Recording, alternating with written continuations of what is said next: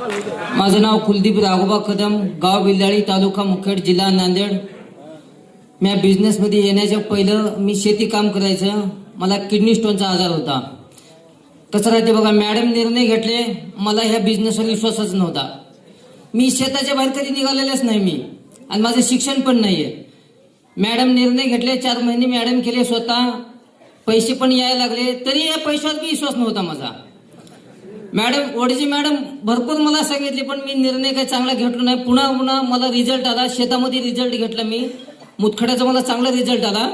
आणि मला सपोर्ट करणारे Dalvi sir, Chatap sir, Shrikant Hanwate sir, Shimpale sir, Wadje family यांच्यासाठी खरंच एक बार जोरदार टाळ्या होऊ द्या।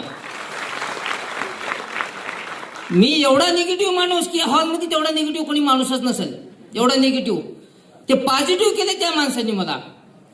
रोज एक बार कॉल करायचं, 2 बार कॉल करायचं, काय चाललंय सर, काय नाही, सगळ्या गोष्टी करत तिथं झेटीशी लेवलपर्यंत आलो।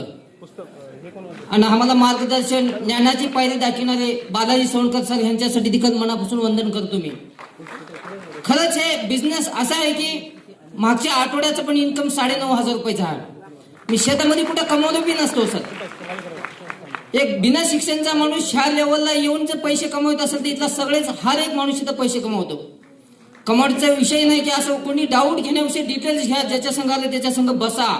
माझं शिक्षण नाही तरी माईकवर बोलू शकतो मी, काय नाही। निर्णय घेऊन फक्त तुम्ही कामाला चालू करा, येणाऱ्या वर्षात 2 वर्षांमध्ये माणसाची लाईफ चेंज होते।